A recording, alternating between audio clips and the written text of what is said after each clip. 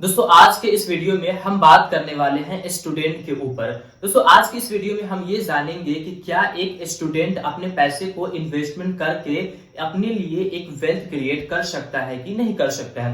देखिए दोस्तों, जहां पे स्टूडेंट की बात आती है तो वहां पे हमें ये कहा जाता है कि स्टूडेंट्स अपने पढ़ाई पे अपना ध्यान दे, और ये बात सही भी है कि स्टूडेंट्स को अपने पढ़ाई पे ध्यान देना चाहिए। लेकिन कुछ स्टूडेंट्स ऐसे होते हैं, जैसे मुझे ही ले लीजिए, कि हमारा एक टारगेट होता है कि पैसा, कि हमको पैसा कमाना है। अगर मेरे ही ख्याल के और भी स्टूडेंट्स हैं जिन्हें ये ख्याल है कि वो अपने लिए पैसे को कमाए, तो वो इस वीडियो को देख करके अपने लिए फायदे को ले सकते हैं। और कमाल की बात तो ये है कि हमारे पास एक कमेंट आया जिसमें हमसे ये पूछा गया कि आप स्टूडेंट्स के लिए कोई ऐसा इन्वेस्टमेंट बताएं जिसमें वो स्टूडेंट अपने पैसे को इन्वेस्टमेंट करके अपने लिए एक वेल्थ क्रिएट कर सकता है। तो मैंने कहा चलिए, मेरी भी शौक है और एक कमेंट भी आ गया है, तो मैं इस टॉपिक पे एक वीडियो बना ही देता हूं। तो चलिए दोस्तों, बिना देर किए हुए अपने इस वीडियो को शुरू करते हैं, ताकि मैं आपको ये जल्द से जल्द समझा सकूं कि एक स्टूडेंट अपने लिए अपने पैसे को कैसे इन्वेस्टमेंट कर सकता है और कहां पे इन्वेस्टमेंट वो करेगा कि उसका वेल्थ जो बहुत जल्द क्रिएट हो जाएगा।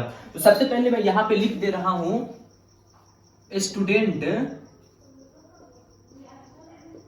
Students investment, student investment. आज के जो वीडियो में हम बात करने वाले हैं वो एक स्टूडेंट के लिए हम बात करने वाले हैं, इसलिए हम सबसे पहले लिख दिया है स्टूडेंट इन्वेस्टमेंट। अब देखिए, हम एक स्टूडेंट की बात कर रहे हैं इन्वेस्टमेंट के, तो अब हम एक स्टूडेंट के मुताबिक ही इन्वेस्टमेंट अमाउंट को सेट करेंगे कि वो आसानी से उतना पैसा इन्वेस्टमेंट कर सके। देखिए, एक स्टूडेंट है तो एक स्टूडेंट यानी कि उसको तो दिन के 15, 20, 25, 30 रुपए तो मिल ही जाते होंगे खाने पीने के लिए, खर्च करने के लिए, तो हम इसी पैसे को इन्वेस्टमेंट करेंगे। देखिए, हम बात करने वाले हैं एसआईपी की। आज के इस वीडियो में हम एक एसआईपी की बात करेंगे जिसमें हम एक स्टूडेंट के लिए बात करने वाले हैं। देखिए, अगर हम दिन का मात्र 10 रुपए इन्वेस्टमेंट करते हैं तो हमारा एक बहुत अच्छा इन्वेस्टमेंट बन जाएगा। अगर आप दिन का मात्र 10 रुपए इन्वेस्टमेंट करना अपना एक रूल बनाते हैं तो आप देखेंगे कि आप महीने का 300 रुपए इन्वेस्टमेंट कर रहे हैं। देखिए, मात्र 10 रुपए अगर आप इन्वेस्टमेंट करना शुरू करते हैं दिन का, कोई भी स्टूडेंट है वो 10 रुपए आसानी से बचा सकता है, क्योंकि इससे ज्यादा ही उसको 50, 60, 100, 200 रुपए उनको मिलते हैं दिन के। लेकिन अगर वो दिन के मात्र 10 रुपए भी बचा करके इन्वेस्टमेंट करता है म्यूचुअल फंड में, तो वो देखेगा कि हमारा महीने का 300 रुपए हो जा रहा है 10 रुपए के मुताबिक। तो अब हम इसी के ऊपर हम अपना कैलकुलेशन को करेंगे कि हम 300 रुपए पर मंथ इन्वेस्टमेंट करके हम एक स्टूडेंट के लिए क्या चीज बना सकते हैं, या फिर कोई भी स्टूडेंट अपने लिए क्या क्या चीज को जनरेट कर सकता है। देखिए, हम जिस फंड के जरिए से हम इस 300 रुपए को इन्वेस्टमेंट करेंगे, उस फंड का नाम है हमारा HDFC स्मॉल कैप फंड। तो बेसिकली मैं उस फंड को यहां पे लिख दे रहा हूं।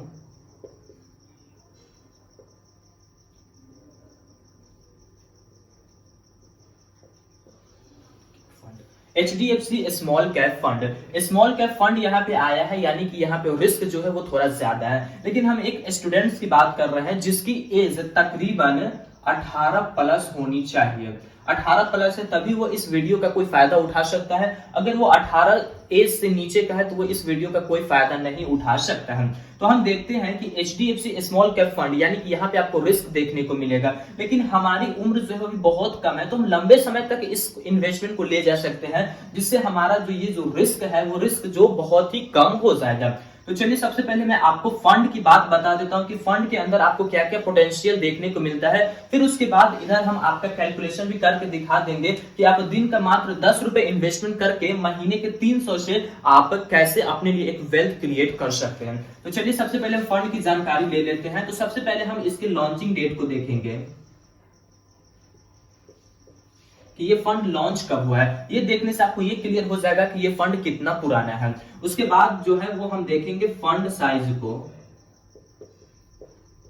फंड साइज को आप देखेंगे तो आपको ये क्लियर हो जाएगा कि लोग इस फंड के ऊपर कितना विश्वास किए हैं और कितना इस फंड ने अपने लिए, यानी कि कितना ये फंड पैसे को संभाल रहा है, कितने लोगों का ये पैसा यहाँ पे इन्वेस्टमेंट ये कर रहा है। तो बेसिकली वो फंड साइज में हम देखेंगे। फिर उसके बाद हम देखेंगे एक्सपेंस रेशियो।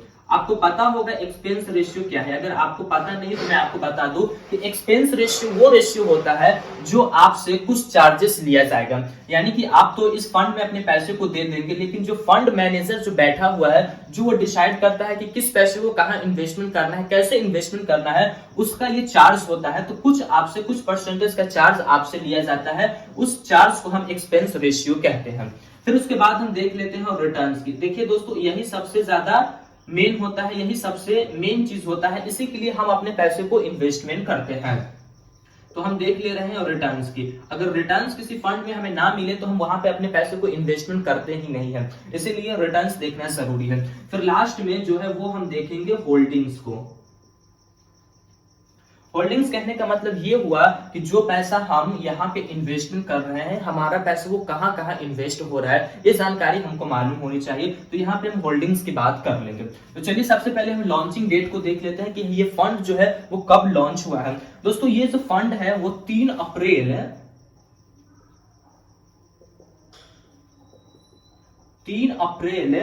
2008 ईस्वी को ये फंड को लॉन्च किया गया है एचडीएफसी के द्वारा।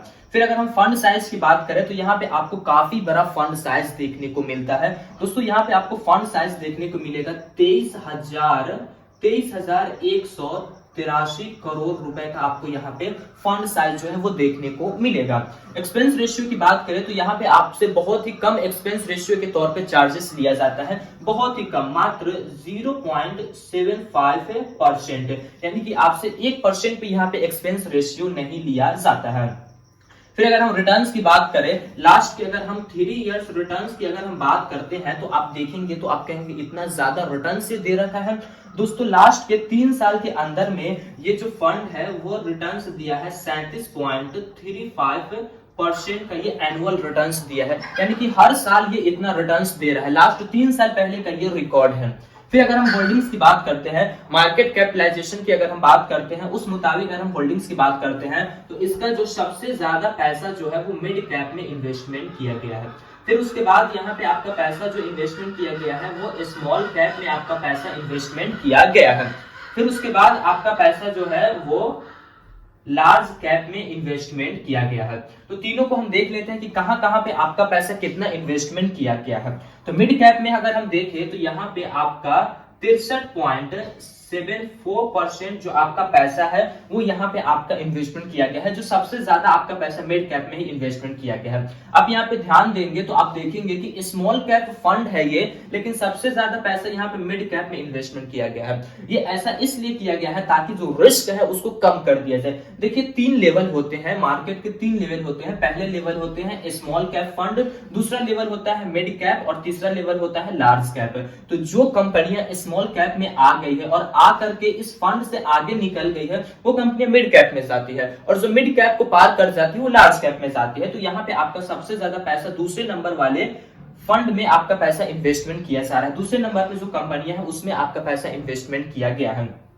उसके बाद हम देखते हैं कि स्मॉल कैप फंड में आपका कितना पैसा इन्वेस्टमेंट किया गया है। तो यहाँ पे आपको 28.35% आपका पैसा जो है वो स्मॉल कैप फंड में आपका इन्वेस्टमेंट किया गया है।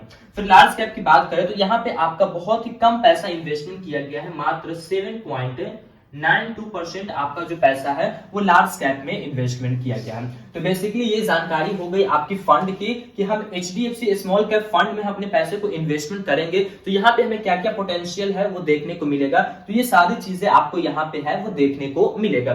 तो चलिए अब हम कैलकुलेशन करके देख लेते हैं कि हमें 300 रुपया अगर हम पर महीने इन्वेस्टमेंट करते हैं तो हमें क्या वैल्यू लास्ट में देखने को मिलेगा। तो यहाँ पे सिंपली हम पहले लिख देते हैं स्टूडेंट्स इन्वेस्टमेंट, स्टूडेंट इन्वेस्टमेंट हम लिख दिए हैं। यहाँ पे जैसा कि हम 10 रुपए दिन का इन्वेस्टमेंट कर रहे हैं, महीने का हमारा 300 रुपया हो रहा है। तो यहाँ पे सिंपली हम लिखते हैं कि हम जो एक एसआईपी स्टार्ट करते हैं जिसमें हम 300 रुपया पर मंथ जो है वो इन्वेस्टमेंट करते हैं तो हमें क्या वैल्यू है वो देखने को मिलेगा। तो चलिए सबसे पहले हम देख लेते हैं यहाँ पे ड्यूरेशन